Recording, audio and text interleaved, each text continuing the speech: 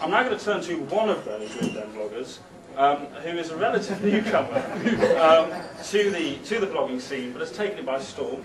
Former FPC vice chair, the very model of a policy expert, Alex Wilcox. And he says that after he got me to take out the jokes about him in the speech, so they may get back in. Well, good evening, everyone, and congratulations to Stephen. I think Stephen's a great read. He's lovely to chat to online, and now that I've met him in person, he blushes very pretty.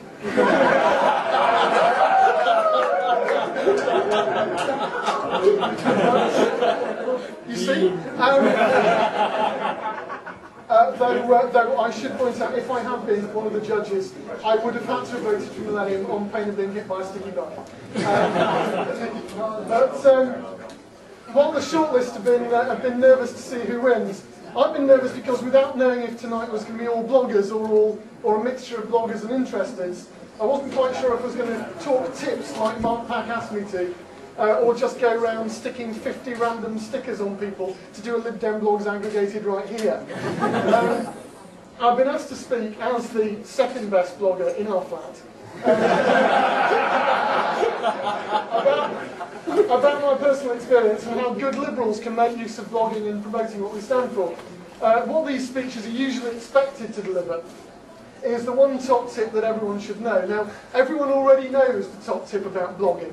It's to make sure that when someone Googles your name, you come out on top. And I'd like to announce that if you Google Alex Wilcox, you will find Love and Liberty comes out on top. So mine's worked. That is if you spell it correctly. My surname, of course, ends in a CK rather than an X. And where's Mark Pax? If you spell it the way that he did in the invite he sent out last week, you'll find a rather more anatomically impressive gentleman. I won't mention his profession, there's so many salacious scandalmongers in the room, but you will find Cox. While all I have to boast of is the size of my articles. On that subject, Mark Pack did actually suggest a strapline for me last week. He told me I could call it the blog with more words in one post than most blogs have in a year. Rob Fennick's opinion was, if you told me at the beginning of the year you were going to start a blog, he said, and that your average article will be 2,000 or 3,000 words, I'd have torn my hair out and told you were mad. And I'd just like you to know, these are the two gentlemen who've asked me to speak for a strict 5 minutes this evening. Now, I just think of my pieces as reassuringly extensive. Now, the single most important thing that I've actually learnt is that while my style might not agree with people who want all their politics to come in sound bites, it's mine. Now, people actually suggested to me at conference this time last year that I should take up blogging.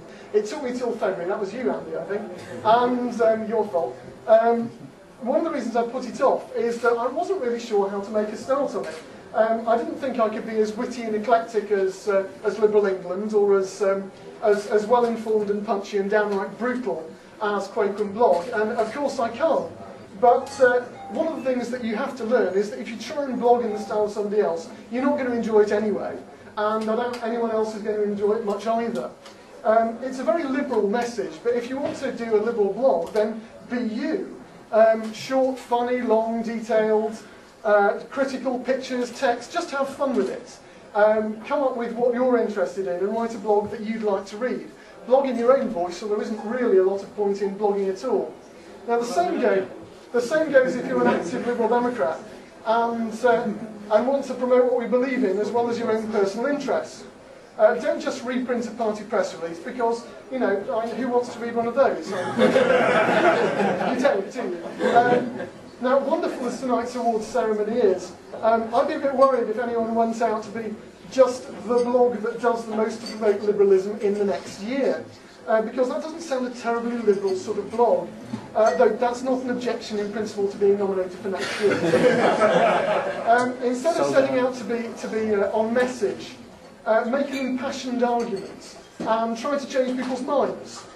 Comment on issues that interest you, or take things in the news and give them your slant. But whatever happens, you know, be a critical friend to the party. Don't go over the top in your slavish devotion. If you can occasionally find something other than politics to blog about, then that helps as well.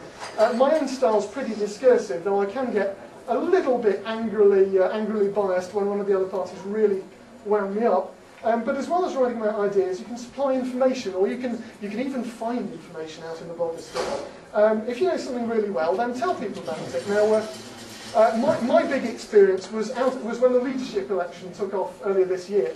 I was genuinely undecided, so I looked around the Lib Dem Blogosphere, as any pitifully naive person would, trying to find well-informed critical profiles of each candidate. Obviously, there were plenty that said my candidate's brilliant, there were plenty more that said and your candidate stinks, but there weren't any that were detailed, balanced and informative in all three.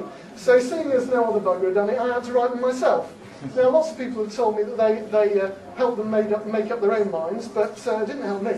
But that was my baptism of fire in the blogosphere. So the other absolutely crucial thing, other than writing in your own voice, is Lib Dem Blogs aggregated, if you're a Lib Dem blogger.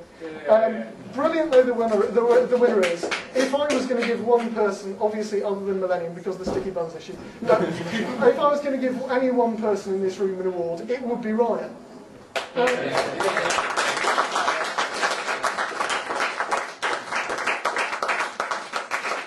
Because I wrote my profiles the week after I started blogging, and no one would have known about them, no one would have talked about them, and I wouldn't have known that no one else had done it first if I'd not been able to check Lib Dem Blogs aggregated and find out what all the others were saying in the first place.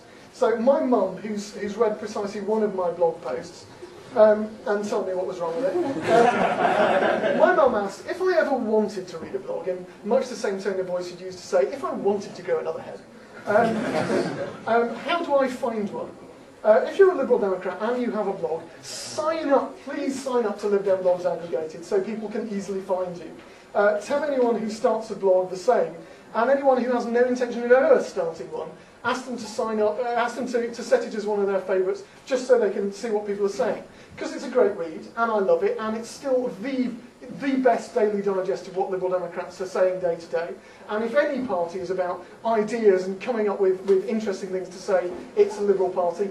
And that's definitely Lib Dem Blog Aggregated's job, even though in the last 7 days, Lib Dem Voice has tried very hard to overtake it. Now, the most important thing for a Liberal Democrat or the most obvious thing rather, for a Liberal Democrat to do with a blog is turn it into a sort of 21st century focus. After all, Focus did start off as a way of getting our message across in local areas where no one else was printing it. And quite a few have started the same sort of local Liberal information exchange. I say that, but it's one of the miracles of blogging that some of these aren't actually unbearably tedious. And Andy Mayer's articles in particular, there we go, another shortlisting, have rapidly gained a reputation that even rival those of famously bruiser blogger James Graham. They're intelligent, they're well argued, and above all, they are deadly. And then Councillor Stephen Tall was saying to me just the other day that blogging is changing how we communicate, creating a two-way conversation, and this represents an exciting opportunity for citizens and politicians alike. Now, you see, that was actually David Miliband, and he told me that he'd scream if I used those words.